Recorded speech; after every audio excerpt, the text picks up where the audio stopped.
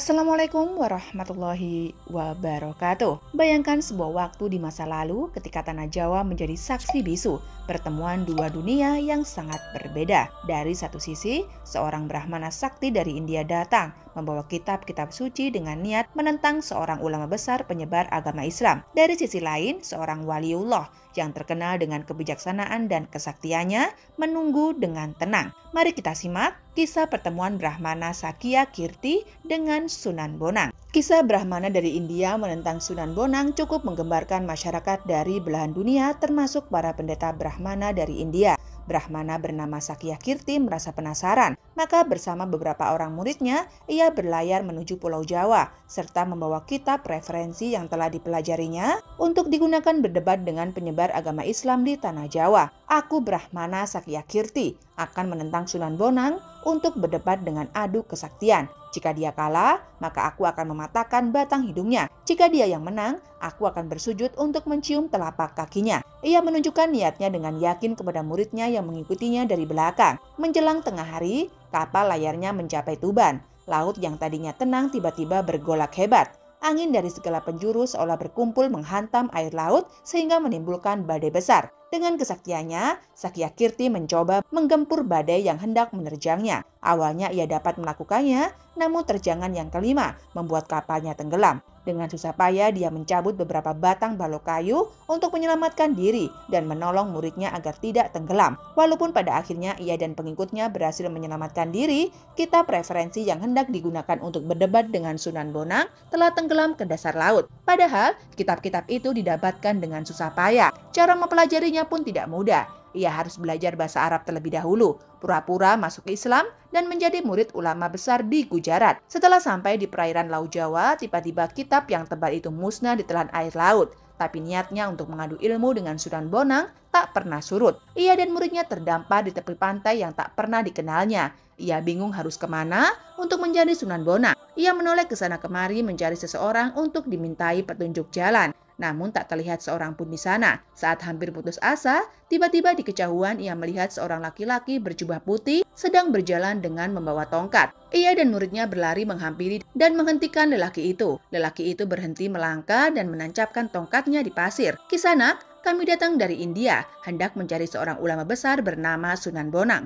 Dapatkah Kisanak memberitahu di mana kami bisa bertemu dengannya?" "Untuk apa Tuan mencari Sunan Bonang?" tanya lelaki itu. "Akan saya ajak berdebat tentang masalah keagamaan. Tapi sayang, kitab yang saya bawa telah tenggelam ke dasar laut. Meski begitu niat saya tak pernah padam. Masih ada beberapa hal yang saya ingat sebagai bahan perdebatan." Lelaki berjubah putih itu langsung mencabut tongkatnya, mendadak keluar air dari lubang bekas tongkat tadi, membawa keluar kitab yang dibawa Brahmana. Saat diperiksa, ternyata kitab itu benar milik Brahmana. Berdebarlah hati Brahmana sambil menduga-duga. Siapa lelaki berjubah putih itu? Murid Brahmana yang sejak tadi sudah kehausan langsung saja menyerobot air jernih yang memancar itu. Brahmana memandangnya dengan rasa khawatir. Takut muridnya akan mabuk karena minum air dari tepi laut. Tapi murid Brahmana merasa kegirangan dan berebutan meminum air itu karena terasa segar. Brahmana tercengang. Bagaimana bisa air di tepi pantai terasa segar? Saat ia mencicipinya, rasa herannya semakin jadi. Jika dilihat dari kemampuan lelaki berjubah putih itu,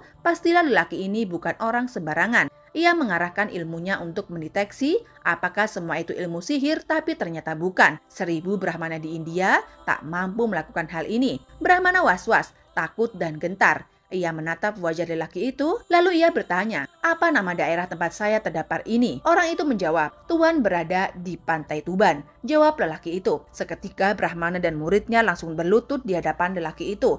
Mereka sudah menduga, pastilah lelaki itu adalah Sunan Bonang sendiri. "Bangunlah, untuk apa kau berlutut kepadaku? Bukankah sudah kau ketahui dari kitab yang kau pelajari, bahwa sangat terlarang bersujud kepada sesama makhluk. Sujud hanya pantas dipersembahkan kepada Allah," kata lelaki itu yang tak lain memang Sunan Bonang. "Ampunilah saya yang buta ini, tak melihat tingginya gunung di depan mata," rintih Brahmana. "Bukankah kau ingin mengadu kesaktian denganku? Mana mungkin saya berani mengadu kesaktian denganmu yang mampu menciptakan ombak dan badai," ujar Brahmana. "Hanya Allah yang mampu menciptakan dan menggerakkan seluruh makhluk. Allah melindungi orang yang percaya dan mendekat kepadanya dari segala bahaya." Brahmana merasa malu karena kedatangannya yang jahat ingin membunuh Sunan Bonang melalui adu kepandaian. Apa yang telah dibacanya dalam kitab yang telah dipelajari Terbukti bahwa siapa yang memusuhi para walinya, maka Allah akan mengumumkan perang kepadanya. Ia bergidik ngeri saat ingat kejadian di kapal. Berarti Tuhan sendiri yang memberinya pelajaran supaya mengurungkan niatnya memusuhi Sunan Bonang.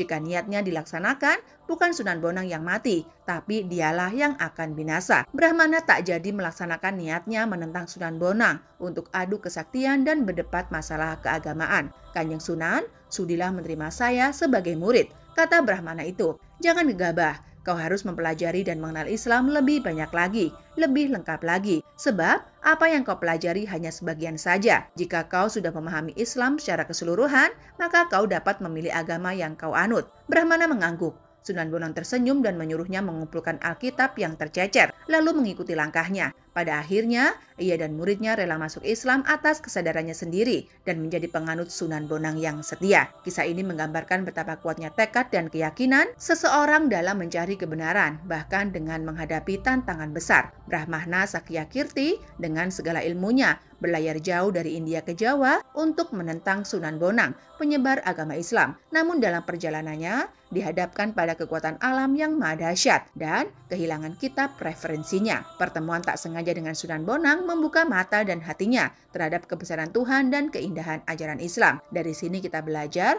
bahwa niat yang tulus akan selalu mendapatkan petunjuk dan bahwa kebesaran hati dan kearifan sejati akan selalu mengalahkan kesombongan dan niat jahat. Serta bahwa dalam setiap pencarian dan perjuangan selalu ada pelajaran berharga yang bisa mengubah hidup menjadi lebih baik. Wabillahi taufik wal hidayah. Wassalamualaikum warahmatullahi wabarakatuh.